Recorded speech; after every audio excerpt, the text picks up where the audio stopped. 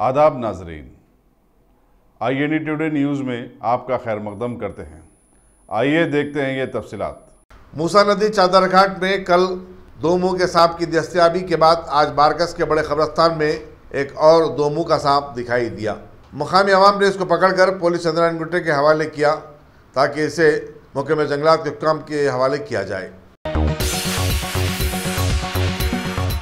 अगर आपने हमारे चैनल को सब्सक्राइब नहीं किया है तो आपको यहाँ सब्सक्राइब बटन दिख रहा है, उसे क्लिक करिए और सब्सक्राइब कीजिए और साथ ही साथ बेल आइकॉन को भी क्लिक करिएगा जिससे कि आपको ताज़ा अपडेट मिलते रहें।